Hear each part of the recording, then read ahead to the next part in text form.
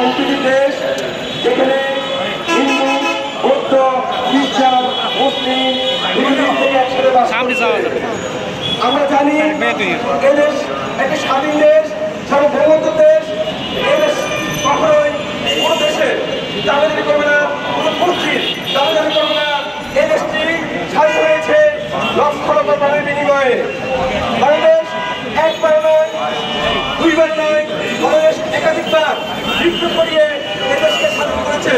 প্রিয় দেশবাসী, আপনারা জানেন যে এই দেশের স্বাধীনতা নষ্ট করার জন্য একটি গোষ্ঠী কাজ করছে। আমরা দেখি বাংলাদেশ শান্তিপ্রিয় এবং নিরাপদ দেশ, কিন্তু এদেশের শান্তি এবং নিরাপত্তা নষ্ট করার জন্য একটি গোষ্ঠী কাজ করছে। সেই গোষ্ঠীর নাম হচ্ছে ইন্ডিয়া কিংবা র নামে গোষ্ঠীটি এদেশের সমৃদ্ধি নষ্ট করার জন্য কাজ করছে।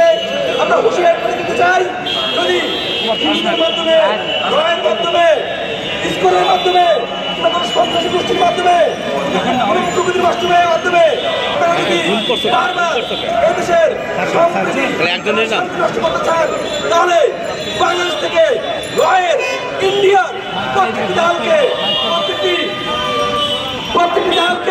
প্রত্যেক দূষণকে এই দেশ থেকে বিতাড়িত করা হবে। প্রিয় দেশবাসী, আপনারা জানেন যে আমাদের এদেশ স্বাধীন হয়েছে, দ্বিতীয়বার স্বাধীন হয়েছে 2024 সালে।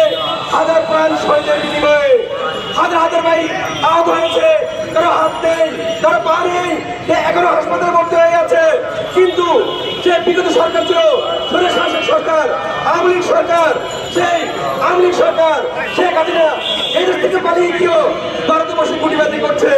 অতএব আমি স্পষ্ট করে বলতে চাই, যারা এখনো এই দেশে বসে ভারত দালালি করবে, শেখ হাসিনা দালালি করবে, আওয়ামী লীগ দালালি করবে, তাদেরকে এই দেশ থেকে বিতাড়িত করা হবে।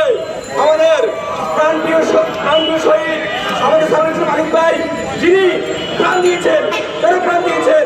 আপনারা জানেন যে 2024 সালে নতুন স্বাধীনতার পরে আমাদের এদেশের মাওলানা মুসলমানরা মন্দির পাহারা দিয়েছিল, কিন্তু উগ্র হিন্দুবাদী ইসকন মসজিদে হামলা করেছিল। সেই হামলার প্রতিবাদে যারা প্রতিবাদ করেছিল, তখন তাকে গলাকাটে হত্যা করা হয়েছিল। আমাদের স্পষ্ট বক্তব্য, এদেশ সম্প্রীতির দেশ, এদেশে হিন্দু, মুসলিম, বৌদ্ধ, খ্রিস্টান একসাথে বাস করবে। এটি এদেশের মূলত সম্প্রীতি। তাই এই সম্প্রীতি নষ্ট করার জন্য যে সকল সংগঠন কাজ করবে, সে সকল উগ্র সংগঠনকে এদেশ থেকে নিষিদ্ধ করতে হবে। ইসকন নামের যে উগ্র সংগঠনটি, এই সংগঠনটিকে অতি শীঘ্রই এই দেশ থেকে নিষিদ্ধ করতে হবে এবং বিতাড়িত করতে হবে। ধন্যবাদ সবাইকে। আসসালামু আলাইকুম।